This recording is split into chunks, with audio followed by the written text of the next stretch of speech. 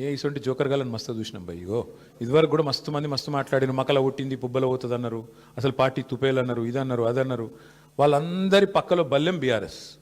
ముట్టుకోమని ఎక్కడైనా ఒకటి ముట్టుకొని చూడమని చూద్దాం మేము కూడా. ఎందుకంటే వాళ్ళు మర్చిపోతున్నారు 10 ఏళ్ళు మేము కూడా అట్లాంటి పాలిటిక్సే చేస్తే కాంగ్రెస్ నామరూపాలు లేకుండా పోయేది. ఇవాళ పాపం ఆయన అక్కస్సు ఆయన బాధ అంతా ఏంటంటే ఆయన పాపం కాంట్రాక్ట్ పద్ధతిలో అవుట్సోర్సింగ్ పద్ధతిలో సీఎం అయింది పేమెంట్ కోటాలో. ఆయన బాధ అంతా ఏంది, సొంత ఐడెంటిటీ లేదు, ఇంకా ఎవరు గుర్తుపడతలేరు, ఇంకా కూడా గుర్తుపడతలేరు పాపం. గుర్తుపట్టకపోతే యాక్టర్లను జైలు వేస్తాడు, యాక్టర్లు పోయి బతిమలాడుకోకపోతే జీవోలు ఇయ్యాడు. ఆయన ఐడెంటిటీ క్రైసిస్లో ఉన్నాడు.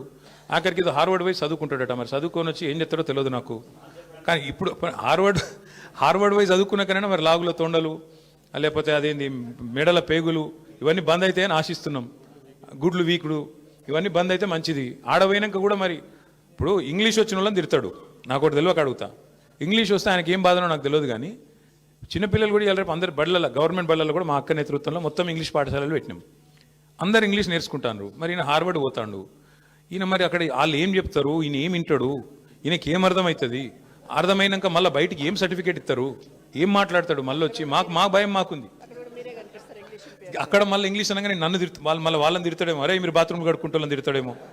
ఇంకా అమెరికాలో ఎవరి బాత్రూమ్ వాడు కడుక్కుంటాడు, మరి ఆడ ప్రొఫెసర్ అయినా కూడా వాని బాత్రూమ్ వాడు కడుక్కోవాలి. కాబట్టి మరి ఈయన పోయి ఏం నేర్చుకుంటాడు, ఏమవుతుంది చూడాలి. మరి 30 తారీఖు నాడు నేనైతే అనుకుంటున్నా రేవంత్ రెడ్డి గారు కొత్త మనిషి వస్తాడేమో. ఆ కొత్త మనిషి ఏమైనా కొత్త మాటలు ఏమైనా చెప్తాడా, మళ్ళీ గదే చెత్త మాటలు చెప్తాడా చూద్దాం. Thank you. జై తెలంగాణ.